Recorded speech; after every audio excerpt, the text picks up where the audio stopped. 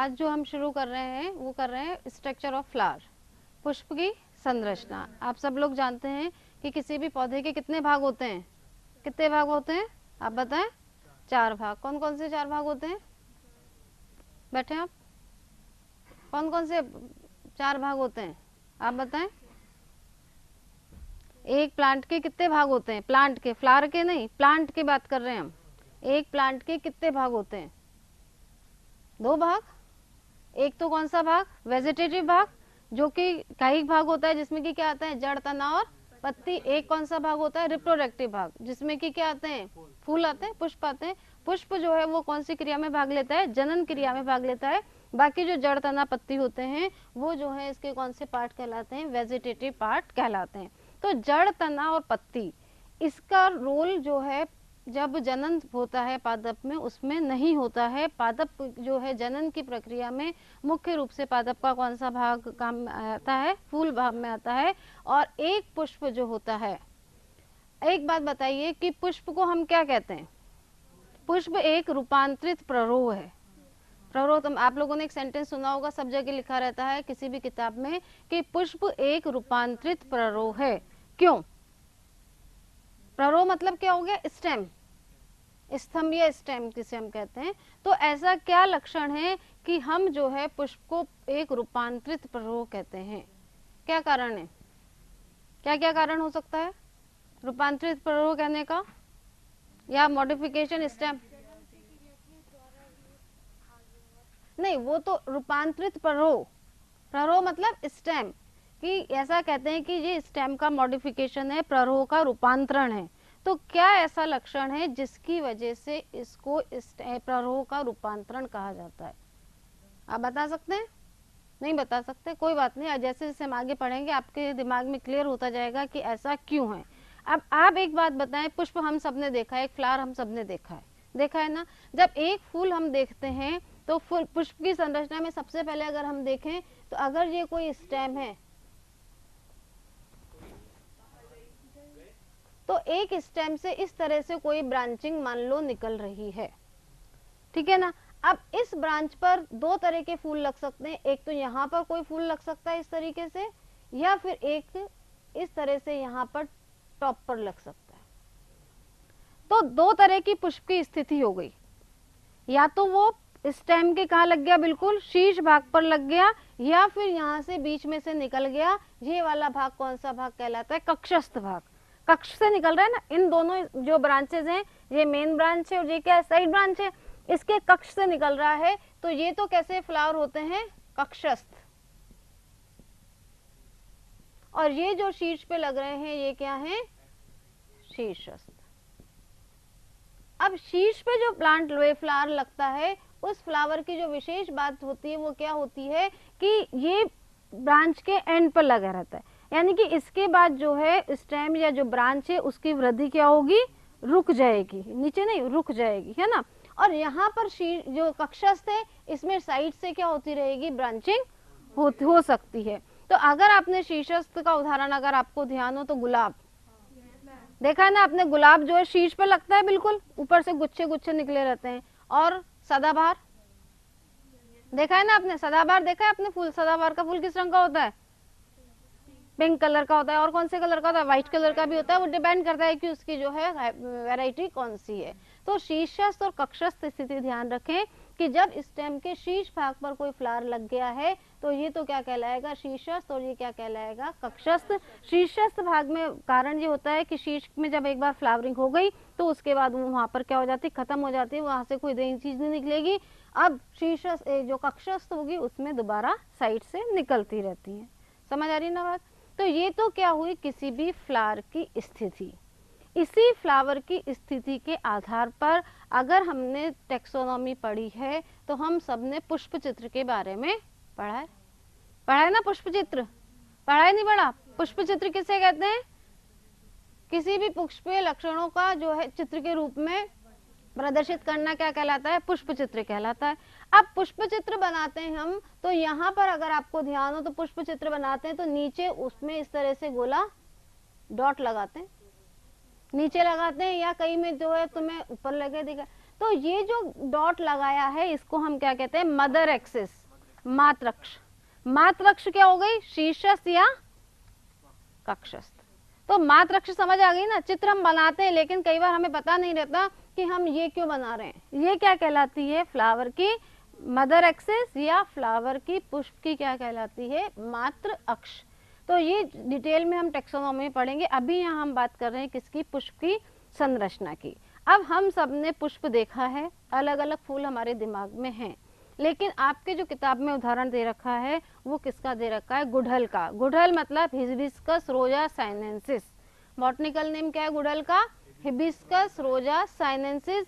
और ये कौन सी फैमिली के अंतर्गत आता है, कौन सी फैमिली का मेंबर है, हाँ मालवेसी फैमिली का। कौन सी फैमिली का, मालवेसी फैमिली का है मेंबर। और ये मालवेसी फैमिली भी हम डिटेल में पढ़ेंगे। तो जब हम फूल की रचना की बात करते हैं तो एक पुष्प के कितने भाग होते हैं, 4 भाग, ठीक है ना। 4 भाग में क्या, सबसे पहले अगर एक पुष्प की बात की जाए तो कोई सा भी अगर हम पुष्प बनाएंगे तो इस तरह से, पुष्पासन तो भी बहुत दूर की बात है, ये जो आपको दिख रही है ये लंबी सी टहनी, अगर हम इसको और बनाएं थोड़ा सा और इसको अगर हम यहाँ नीचे लगा दें इस तरीके से, तो ये क्या कहलाता है, व्रंत। क्या कहलाता है ये, व्रंत। अब पुष्प 2 तरीके के हो सकते हैं, एक तो व्रंतीय और एक अव्रंतीय। कई पुष्प, जैसे अपन गुलाब का फूल तोड़ते हैं तो जब गुलाब का फूल तोड़ते हैं तो एक पतली सी हरी रंग की डंडी भी साथ में आती है ना, तो वो क्या है, उसकी व्रंत है। लेकिन कई पुष्प ऐसे होते हैं जिनमें की व्रंत नहीं होते हैं। तो ऐसे पुष्प जिनमें व्रंत पाया जाता है वो कौन से पुष्प कहलाते हैं, व्रंतीय पुष्प। और जिनमें व्रंत नहीं पाया जाता वो क्या कहलाते हैं, अव्रंत पुष्प। अब प्रत्येक जो पुष्प होता है व्रंत, व्रंत की अगर हम बात करें तो व्रंत का काम क्या हो गया, सपोर्ट देना। दूसरा, सपोर्ट देने के साथ साथ वो और क्या काम कर रहा है, हाँ उसको मुख्य अक्ष के साथ क्या कर रहा है, जोड़ने का काम भी कर रहा है। तो एक तरीके से हम कहें तो जोड़ने का काम कर रहा है। दूसरा क्या कर रहा है, आधार प्रदान कर रहा है। और तीसरा काम क्या होता है, कई जो पुष्प होते हैं उनके जो व्रंत होते हैं वो आकर्षक होते हैं। कैसे होते हैं, आकर्षक होते हैं। तो जब आकर्षक होते हैं तो वो क्या करते हैं, पॉलिनेशन के लिए भी कीटों को क्या करते हैं, आकर्षित करते हैं। ये मुख्य काम नहीं है, लेकिन कुछ उदाहरण ऐसे हैं जिनमें कि इनके व्रंत कैसे होते हैं, आकर्षक होते हैं। और इनका काम क्या होता है, पॉलिनेशन के लिए कीटों को अट्रैक्ट करना, पेडिसल, ठीक है ना। तो इसका काम क्या होता है, कीटों को आकर्षित करना। दूसरा, आपने देखा होगा कि जब गुड़हल का अगर आपको ध्यान हो, पुष्प, आपने कभी गुड़हल के पुष्प को तोड़ा हो तो उसमें से एक लिसलिसा पदार्थ निकलता है।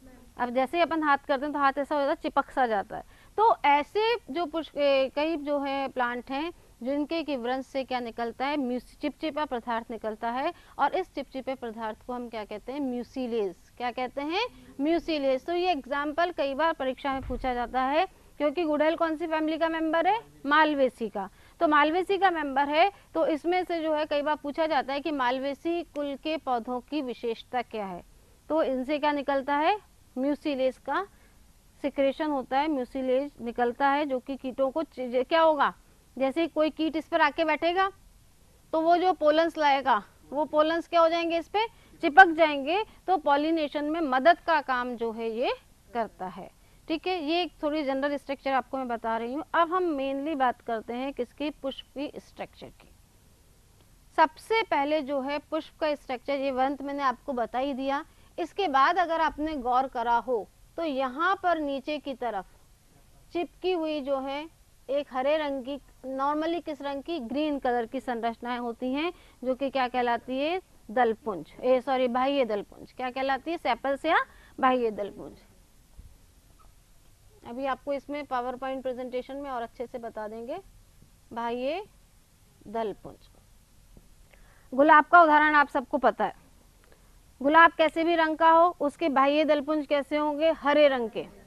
हरे रंग के होते नहीं होते, ये जो हरे रंग के बाह्य दलपुंज होते हैं, ये कली अवस्था में या जब फ्लावर बड स्टेज में होता है तो ये उसको किसका काम करते हैं, सुरक्षा देने का या प्रोटेक्शन देने का काम करते हैं। कुछ में क्या होता है, बाह्य दलपुंज बहुत बड़े हो जाते हैं, जब बड़े हो गए, आकर्षक हो गए, तो सीधा सा काम हो गया किसका, पॉलिनेशन में सहयोग करना।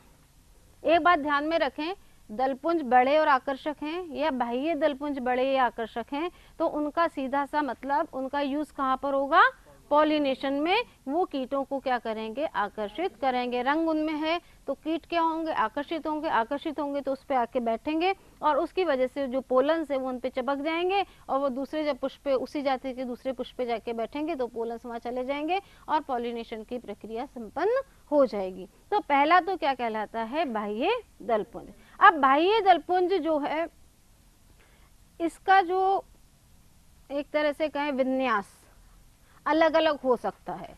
उस विन्यास को हमने अलग अलग पढ़ते हैं हम, उसमें व्यावर्तित भी होता है और क्या होता है, कोर छादी भी होता है और क्या होता है, कोर स्पर्शी भी होता है। दो टर्म में आप लोगों को क्लियर करना चाहती हूँ, एक तो कोर स्पर्शी और एक कोर छादी। कोर स्पर्शी और कोर छादी मतलब देखें आप, जब आपने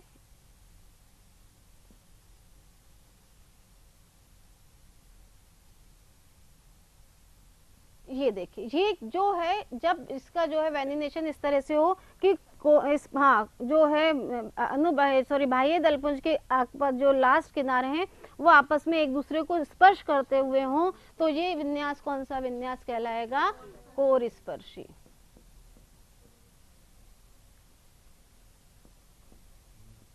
ठीक है, ये तो हो गया कोर स्पर्शी।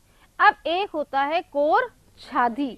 कोर छादी, जैसे एक शब्द का थोड़ा सा एक बार मैं आपको बता रही हूँ कि जब हम टेक्सोनॉमी पढ़ते हैं तो थोड़ा बहुत हमें टर्म्स का ध्यान होना चाहिए और थोड़ा सा शब्दों को हम तोड़ के पढ़ें। कोर छादी, कोर छादी मतलब जो कोर हैं वो आपस स्पर्शी हो गए, वो तो कोर स्पर्शी तो क्या हुआ ना, कोर छादी मतलब छाते के रूप में एक दूसरे को क्या कर रहे हैं, जोड़ रहे हैं।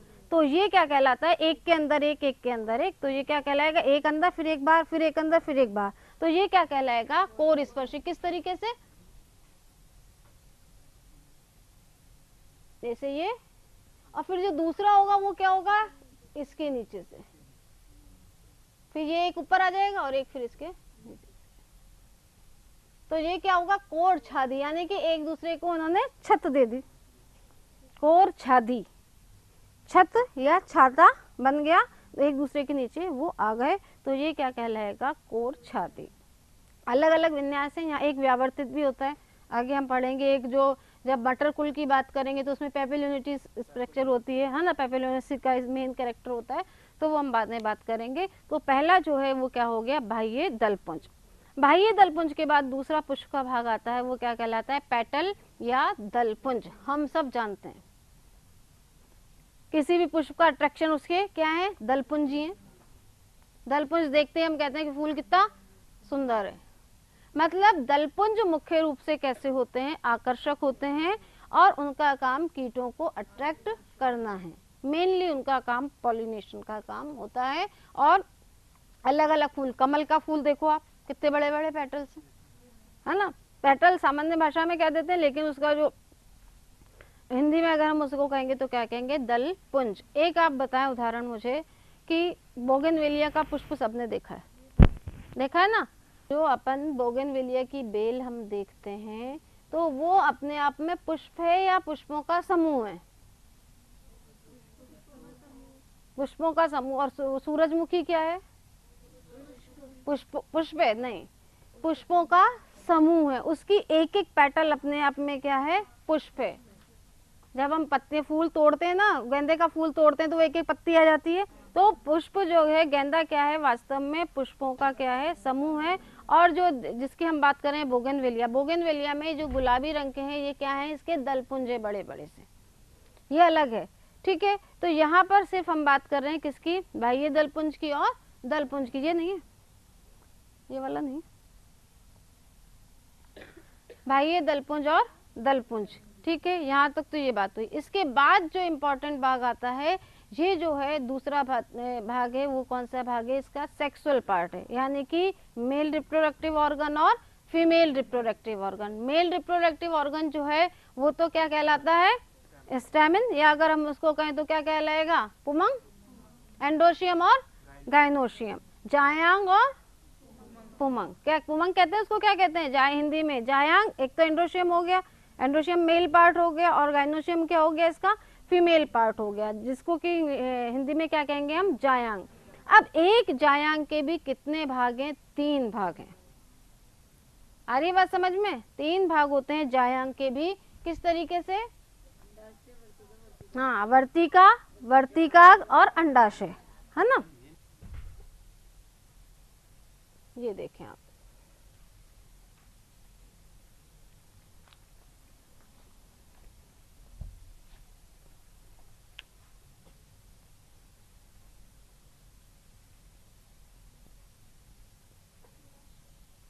अंडाशय सही है।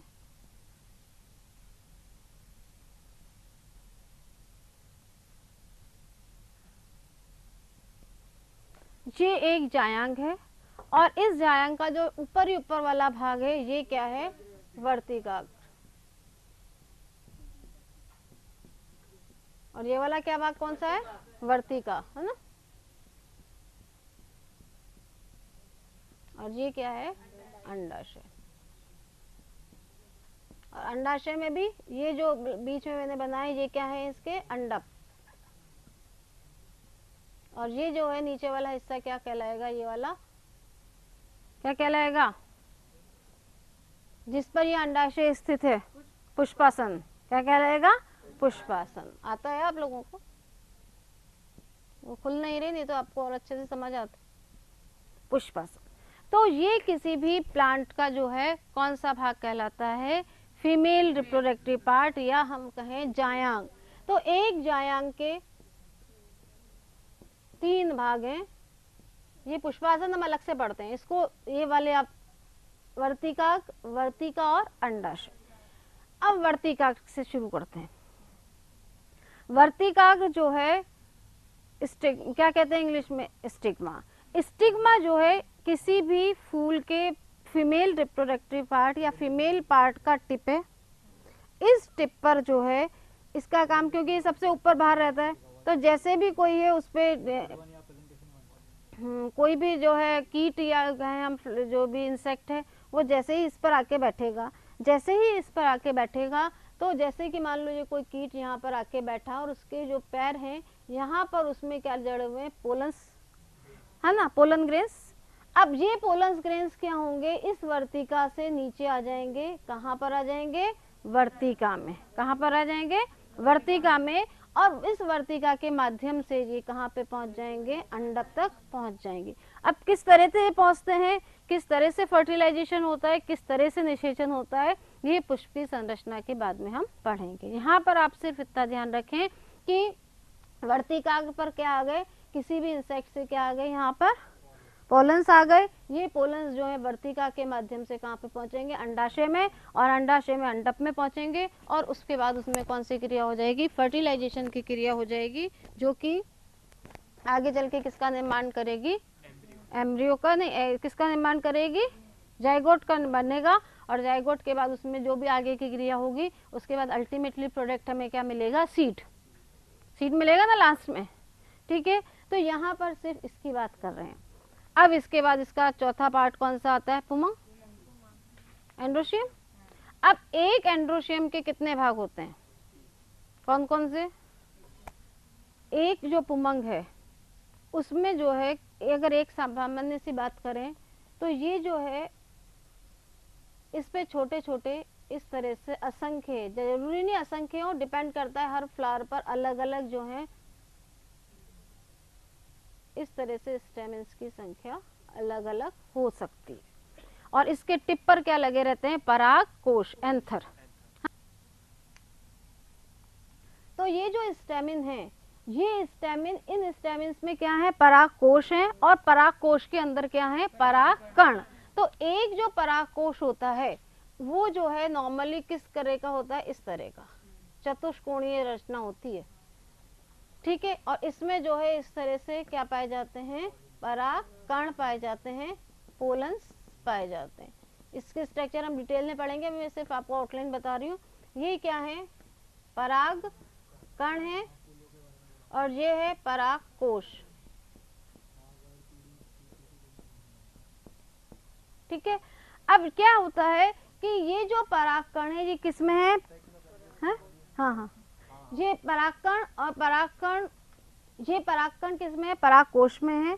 अब क्या होता है कि जैसे ही कोई इंसेक्ट या कोई कीट इस पर आके बैठा, ये परागकण क्या होंगे, उससे चिपक जाएंगे। और जैसे ही परागकण इससे चिपकेंगे और कीट दूसरे पुष्प पे जाके बैठेगा तो परागकण वहां चले जाएंगे और पॉलिनेशन हो जाएगा। लेकिन होता क्या है कि परागकण अपने आप में जर्मिनेशन की कैपेसिटी नहीं रखते जब तक कि वो जो है कहाँ पर नहीं पहुंचेंगे, स्टिग्मा तक नहीं पहुंचेंगे। ऐसे अगर फैल गए तो उनका कोई यूज नहीं है। उनमें जो है निषेचन की क्रिया जब तक संभव, निषेचन जब तक नहीं होगा तब तक जो है आगे की पूरी फर्टिलाइजेशन प्रोसेस काम नहीं करेगा। तो यहाँ पर आप तीन चीजें याद रखें कि एक उमंग में क्या है, क्या है, और ये जो है ये क्या कहलाता है, ये वाली ये क्या कहलाएगा, फिलामेंट। क्या कहलाएगा, पूतंतु। ठीक है। तो एक एंथर की अगर हम बात करें तो इस तरह का एक एंथर है और इसका जो है ये कितने हैं हिस्से, दो। ये क्या है, परागकोश, और ये क्या है, पूतंतु।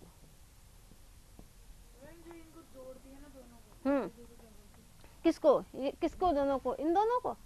ये बेस कहलाता है इसका। इसको मैं भी आगे बताऊंगी, पूरी चीजें भी बताऊंगी जब को। और इसमें जो है ये वाला हिस्सा है, इसमें अंदर जो है कि छोटे छोटे परागकोश में क्या होंगे, परागकण। आगे पूरी स्ट्रक्चर बताऊंगी, पीपीटी खुल जाए उसके बाद। तो ये एक पूतंतु और पूतंतु के साथ क्या जुड़ा हुआ है, परागकोश। तो ये एक पुष्प के क्या हैं, चार भाग हैं जिसके कि हम अलग अलग कार्य पढ़ेंगे और किस तरह से ये काम करते हैं, किस तरह से निषेचन की क्रिया होती है, वो सब हम इसको अभी देखते हैं। अब ये चार हिस्से तो हमने पढ़ लिए, कौन कौन से, बाह्य दलपुंज, दलपुंज, पुमंग और जायांग। अब ये जो पुमंग और जायांग हैं ये मुख्य रूप से किस क्रिया में भाग लेते हैं, निषेचन की क्रिया में भाग लेते हैं। और निषेचन की क्रिया के पहले, निषेचन की क्रिया को हम कितने भागों में बांट देते हैं, दो भागों में। एक तो पोस्ट फर्टिलाइजेशन स्टेज और एक प्री फर्टिलाइजेशन स्टेज। मतलब एक तो फर्टिलाइजेशन से पहले, निषेचन से पहले पुष्प क्या तैयारी करेगा और निषेचन के बाद पोस्ट फर्टिलाइजेशन में क्या क्या चेंजेस आएंगे, किस तरह से जो है अंडाशय में डेवलपमेंट होता है, किस तरह से एम्ब्रियो का विकास होता है, कौन कौन से उसमें डिवीजन होते हैं, वो सब कौन सी स्टेज आती है, पोस्ट फर्टिलाइजेशन स्टेज। तो अभी तक हमने जो पढ़ा है वो चार हिस्से पढ़े हैं। एक बार पीछे से पूछूंगी, खड़े हुआ, क्या पढ़ा हमने, पुष्प के कितने भाग होते हैं, कौन कौन से,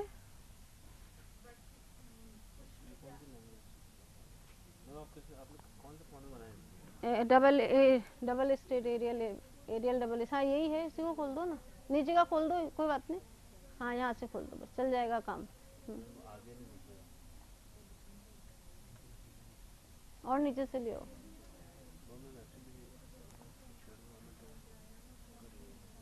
छेड़ो मत, अब आगे का मैं पढ़ा देती हूँ, फिर देख लेंगे।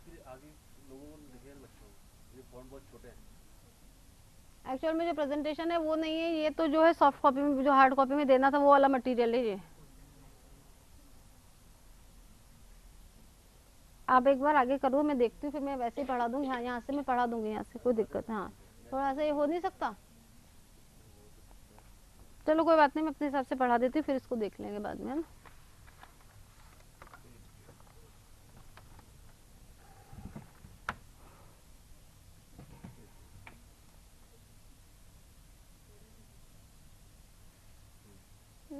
ठीक है,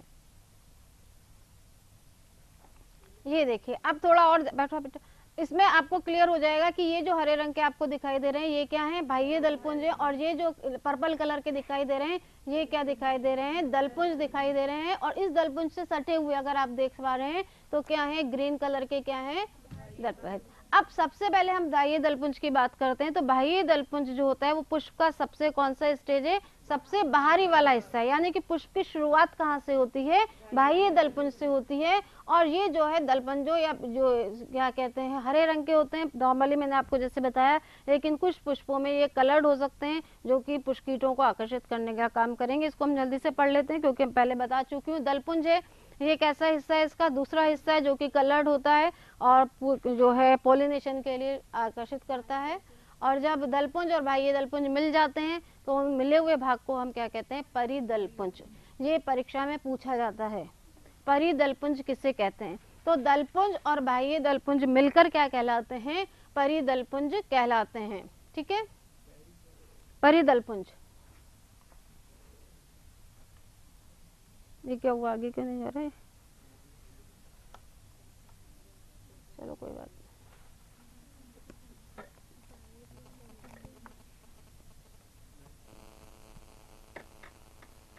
ये वाला है कौन सा, इसका नाम ये वाला, ये तो चल क्यों नहीं रहा है।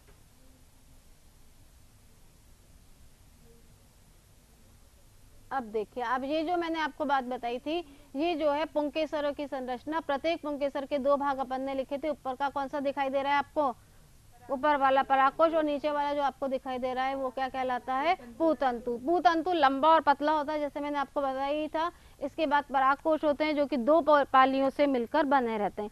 अब एक बात यहाँ पे मैं आपको बताना चाह रही हूँ कि ये जो पूतंतु होता है जिसके ऊपर परागकोश लगा रहता है, इस परागकोश दो तरीके के हो सकते हैं। एक तो होते हैं अंतर्मुखी और एक कौन से होते हैं, बाह्यमुखी। अंतर्मुखी मतलब इस तरह से अंदर की तरफ, जिनका किनारे जो है वो अंदर की तरफ हों, घूमे हुए हों, वो तो क्या कहलाएंगे, अंतर्मुखी। और जिनकी पालियां बाहर की तरफ खुली हुई हों, ऐसे क्या कहलाएंगे, बाह्यमुखी कहलाते हैं। और पूतंतु का जो पिछला भाग है वो किसके साथ जुड़ा रहता है, पुष्पासन के साथ जुड़ा रहता है। और दोनों आपस में एक योजी कनेक्टिविटी, जिसकी ये बात कर रही थी कि दोनों परागकोशों को जोड़ने का काम करता है, फिलामेंट का काम करता है, वो कनेक्टिविटी टिश्यू कहलाता है। आपस में दोनों परागकोश संयोजी ऊतक कहलाता है, संयोजी तंतु कहलाता है। तो दो परागकोश, इस तरह से आप समझें कि ये जो दो परागकोश हैं, ये जो दो परागकोश हैं आपस में जिसके साथ जुड़े हुए रहेंगे, ये कौन सा तंतु कहलाएगा, संयोजी तंतु या कनेक्टिविटी फिलामेंट या टिश्यू भी कहते हैं इसको, ये कहलाता है। तो ये एक किसकी बात हुई, पूतंतु या परागकोश की। ठीक है,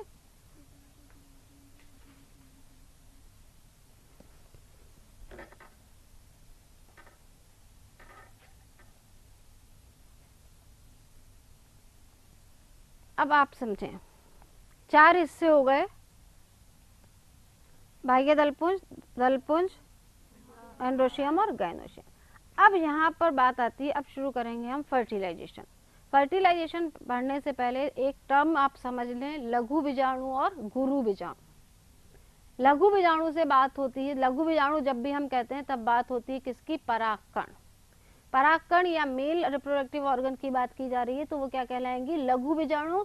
और जब गुरु बीजाणु की बात आएगी, यानी कि अंडा या मेगा स्पोर्स की बात कर रहे हैं ना, तो ये एक टर्म आप बार बार मैं नहीं बोलूंगी, आप ध्यान रखें कि लघु बीजाणु कह रही हूँ मतलब मैं किसकी बात कर रही हूँ, पोलन ग्रेन्स की बात कर रही हूँ। और अगर गुरु बीजाणु कह रही हूँ तो मैं किसकी बात कर रही हूँ, एक्स की या जो है फीमेल रिप्रोडक्टिव ऑर्गन की। तो सबसे पहले हम बात कर रहे हैं लघु बीजाणु धानी की संरचना।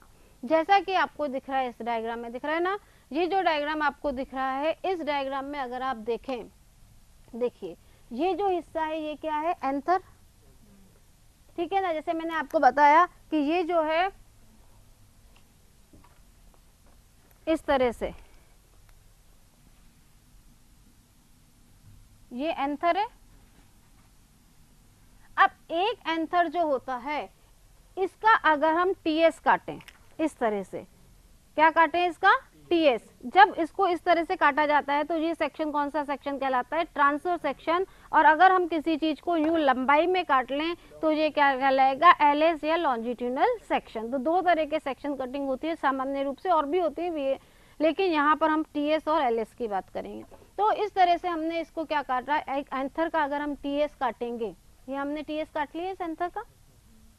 अब जब एक एंथर का टीएस काटा जाएगा तो इसमें जो है एक 4 कोणीय संरचना दिखाई देगी। वहां मैंने डायग्राम बनाया भी था, आपने अगर देखा हो तो ये जो है 4 कोणीय संरचना यहाँ पर दिखाई दे रही है। इसमें क्या होते हैं, चारों कोनों पर ये गोल गोल जो है क्या होती है, लघु बीजाणुधानी स्थित होती हैं और ये विकसित होकर किसका निर्माण करती हैं, परागकणों का निर्माण करती हैं। तो एक लघु बीजाणु के कितने भाग होते हैं, 4। चारों कोनों पर एक एक जो है लघु बीजाणुधानी होती है और इस लघु बीजाणुधानी में जो है पोलन्स का निर्माण होता है। अब ये जो बीच में आपको ये दिखाई दे रहा है ये क्या कहलाता है, कनेक्टिव संयोजी ऊतक, कनेक्टिव टिश्यू। दो पोलन्स जो परागधानियां हैं उनको जोड़ने का काम क्या कर रहा है, ये कनेक्टिविटी टिश्यू कर रहा है। अब एक्चुअल में क्या होता है कि ये सारा का सारा जो पोलन है, ये छोटी छोटी अगर आपको सेल दिखाई दे रही हैं तो ये सेल विभजोतकीय कोशिकाओं से मिलकर बनी होती हैं। विभजोतक कोशिकाएं हैं, हाँ माइक्रोस्पोर मदर सेल की बात करेंगे। ये विभजोतकीय कोशिकाएं होती हैं जो कि आपस में मिलकर इस पूरे जो है इसका लघु बीजाणुधानी का निर्माण करती हैं। और ये बाहर से अगर आप देखें, ये इस तरह से देखें तो ये क्या कहलाती है, अधिचर्म या एपिडर्मिस। तो लघु बीजाणुधानी की जो सबसे बाहरी परत है, ये परत कौन सी परत कहलाती है, एपिडर्मिस या अधिचर्म। और इस अधिचर्म जो होती है, ये जो इसकी विभजोतकीय कोशिकाएं हैं, ये इनमें क्या होता है, कंटिन्यूएशन विभाजन होता रहता है। क्या होता है, इसमें नियमित रूप से इसमें विभाजन होता रहता है, क्या कहते हैं, सेल डिवीजन होता रहता है। और ये डिवीजन कौन सा प्रकार का होता है, समसूत्री। कौन सा विभाजन, समसूत्री विभाजन होगा। और ये पूरा इसमें लगातार विभाजन होने से इसका आकार बढ़ते रहती है। अब क्या होता है, जब एक निश्चित आकार मिल जाएगा तो ये 2 भागों में विभाजित हो जाएगी और 2 प्रकोष्ठ बन जाते हैं। तो 2 और 2 कितने हो गए, 4। बार बार कह रही हूँ मैं कि लघु बीजाणु कितनी कोशिकाओं कितनी पालियों से मिलकर बना है, 4 पालियों से मिलकर बना है। और ये 4 पालियां कौन से ऊतक से मिलकर बनी हुई है, विभजोतक ऊतक से बनी है। और इसकी जो बाहरी लेयर होती है, ये सबसे बाहरी वाली लेयर, ये कौन सी कहलाती है, एपिडर्मिस या अधिचर्म कहलाती है। और इस अधिचर्म के नीचे ये जो है कौन सी कहलाती है, मिडिल लेयर। हाँ, वो भी कहलाते हैं एंडोथीसियम और एक्सोथीसियम, वो भी हम बात करेंगे। लेकिन यहाँ पर अभी आप ये समझे थोड़ा सा कि एंडोथीसियम कह दो, आप कोई दिक्कत नहीं है, ये एंडोथीसियम की लेयर होती है। और इसके बाद जो है, क्योंकि इसी से जो है आगे चलकर क्या होगा, एक परिपक्व पराग कोश का निर्माण होगा और अधिक से अधिक कोशिकाएं इसमें बनेंगी। बहुत सारी इसमें जो है पोलन्स बन जाएंगे। और जैसे ही पूरी की पूरे जो है पोलन ग्रेन या ये क्या कहते हैं, लघु बीजाणुधानी परिपक्व होगी, पानी सोख कर क्या हो जाएगी, वो फूल जाएगी। और जैसे गुब्बारे में हम पानी भरेंगे तो एक निश्चित सीमा तक पानी भरेगा और फिर गुब्बारा क्या होगा, फट जाएगा। तो ठीक इसी तरह से जैसे जैसे पानी का अवशोषण करेगी, वैसे वैसे एक निश्चित मोटाई पर आकर ये अधिचर्म क्या हो जाएगी, इसकी फट जाएगी। और फटने के साथ ही सारे के सारे पोलन्स क्या हो जाएंगे, बाहर आ जाएंगे। जब बाहर आ जाएंगे एनवायरमेंट में तो उनमें पॉलिनेशन किसी के माध्यम से, चाहे वो जल के माध्यम से जाए, चाहे वो वायु के माध्यम से जाए, चाहे कीट के माध्यम से जाए, किसी भी माध्यम से वो जो है दूसरे पुष्पी कहाँ पे पहुंच जाएंगे, वर्तिकाग्र पे पहुंचेंगे ना। और वर्तिकाग्र से होते हुए वर्तिका, और वर्तिका से होते हुए कहाँ पहुंच जाएंगे, अंडाशय में, जहाँ पर की फर्टिलाइजेशन की क्रिया होगी। ये एक जनरल स्ट्रक्चर है। इसमें कोई चीज समझ नहीं आई तो बताओ, आप बताओ बेटा। हाँ, क्या नाम है आपका, अनुश्री। हाँ अनुश्री, ये इसमें ऊपर हमने जो बात करी है, बीच में जो है 2 पराग पालियां, वो किसके साथ जुड़ी हुई रहती हैं, ये जो 2 पराग पालियां बनी हुई है ना, संयोजी ऊतक के द्वारा। और सबसे बाहर का जो परत होती है वो कौन सी परत कहलाती है, अधिचर्म कहलाती है। ठीक है, तो अगर कोई दिक्कत हो तो बताएं। बात समझ आ गई? थोड़ी सी बातें, ज्यादा बहुत डिटेल में नहीं है, लेकिन ये आपकी परीक्षा की दृष्टि से बहुत महत्वपूर्ण है।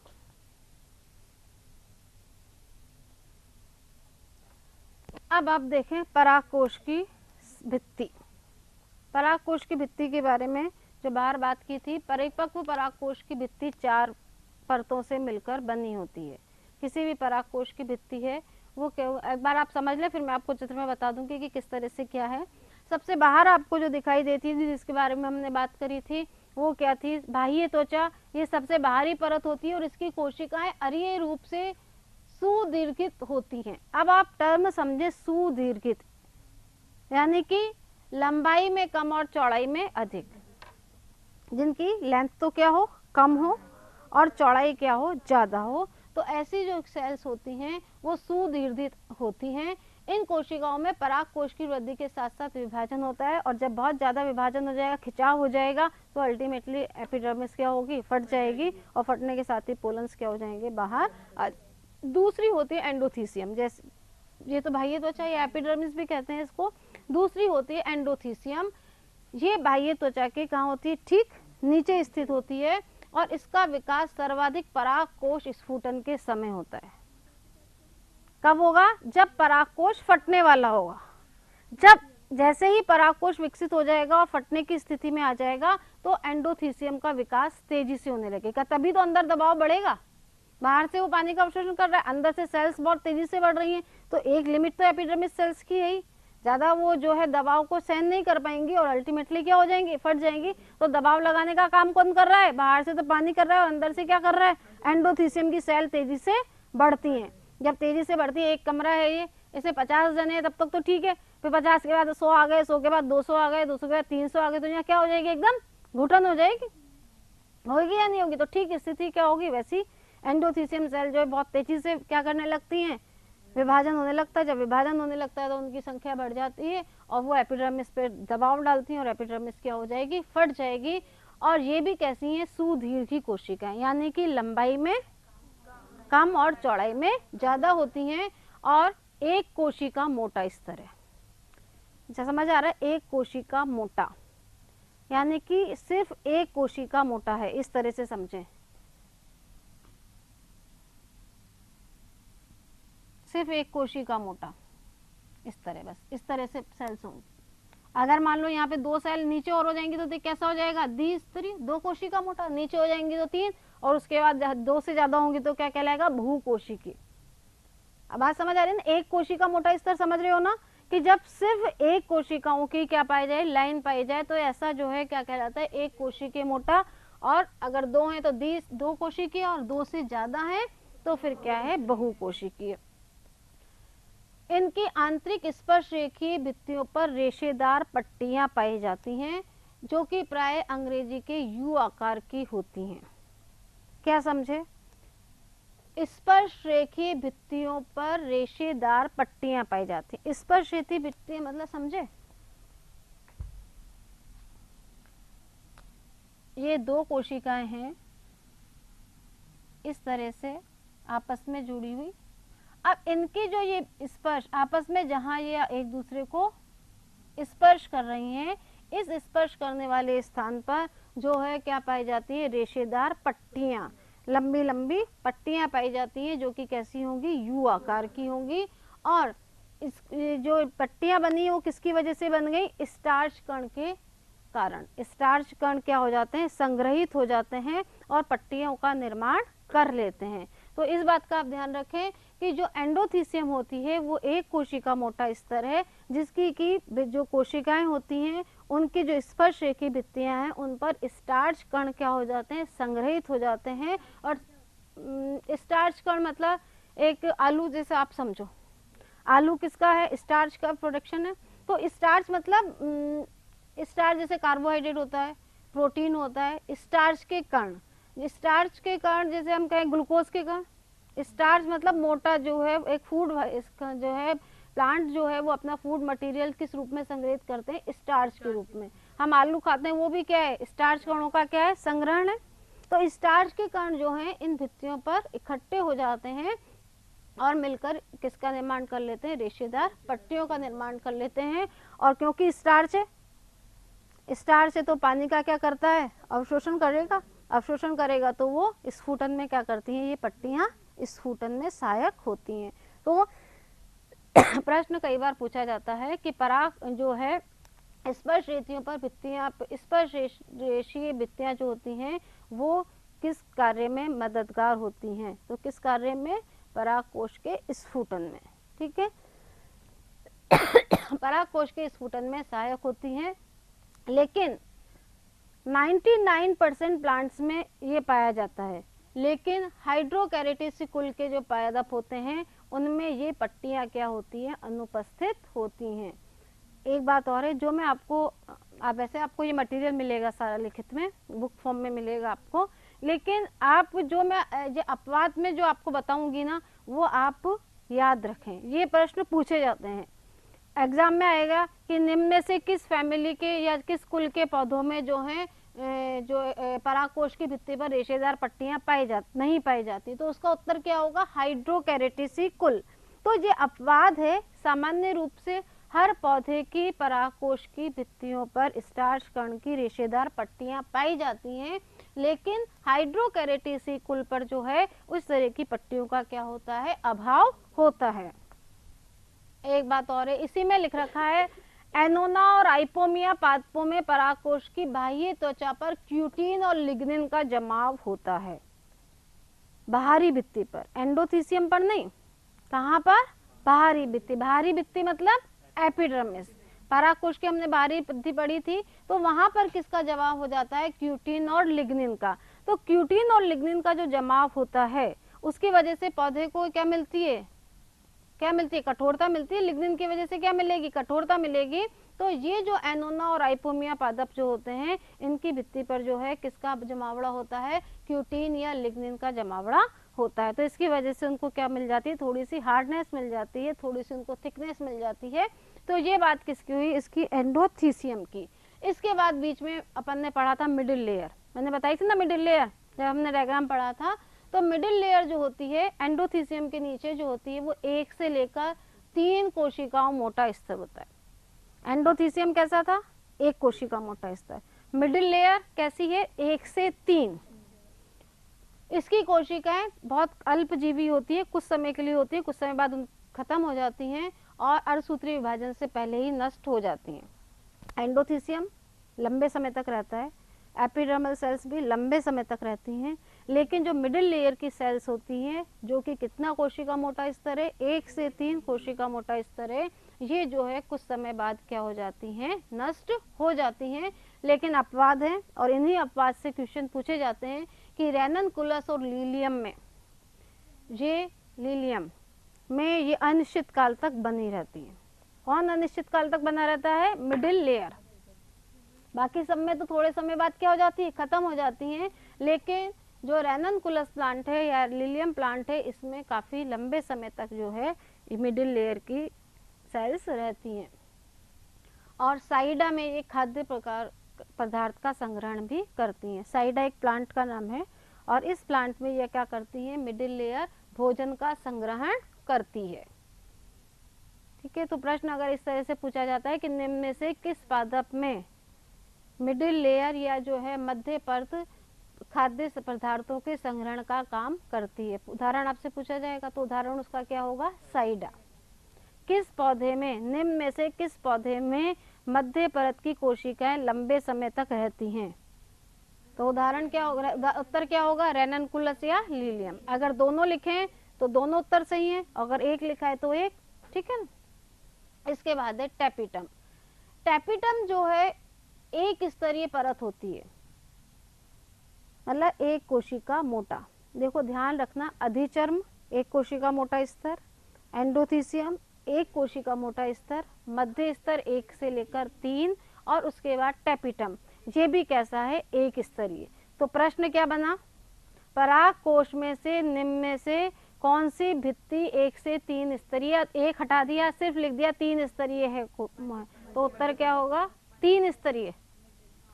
3 स्तरीय तो टैपिटम, 1 स्तरीय तो हो ही नहीं सकता, प्रश्न बनेगा ही नहीं। 1 स्तरीय तो क्योंकि 2-2 हैं, 1 स्तरीय तो 2-2 है ना, एपिडर्मिस भी और एंडोथीसियम भी है।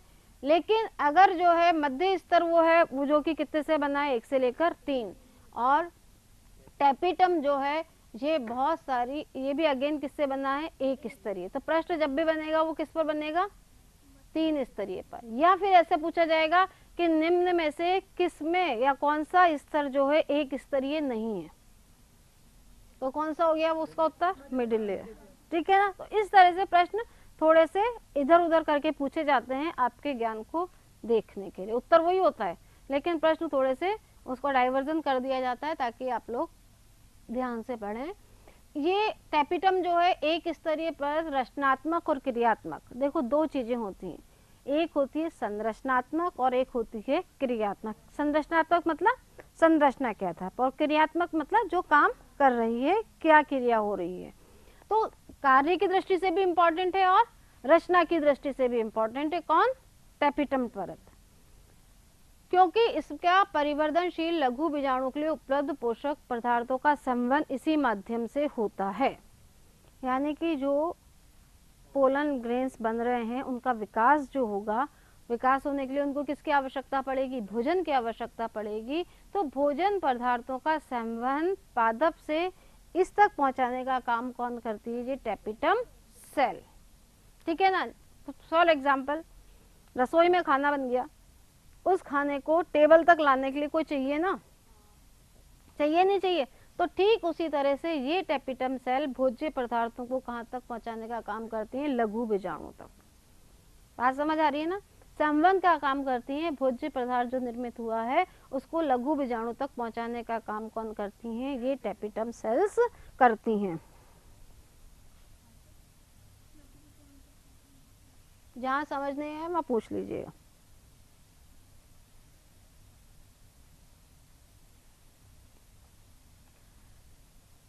इनका जो केंद्रक होता है, ये कैसी कोशिकाएं होती हैं, एक बड़ी कोशिकाएं होती हैं जिनका ये केंद्रक क्या होता है, बड़ा होता है और सुदीर्घित, यानी कि अगेन चौड़ाई ज्यादा लंबाई कम,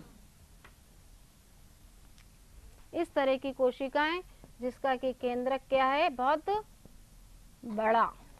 केंद्रक क्या होता है, बड़ा होता है, साथ में कोशिका द्रव्य भी क्या होता है, बहुत ज्यादा गाढ़ा होता है। गाढ़ा कोशिका द्रव्य है, केंद्रक भी क्या है, बड़ा है, सुदीर्घित कोशिकाएं होती हैं। और एक कोशिकाएं होता है लेकिन बाद में कैसा हो जाता है, डिवीजन होने के बाद कैसा हो जाता है, बहुकेंद्रकीय हो जाता है। तो शुरू में कैसा होता है, एक केंद्रक एक ही होता है लेकिन बाद में विभाजन के बाद बहुकेंद्रकीय हो जाता है। कॉक्सिनिया में ये द्विस्तरीय होता है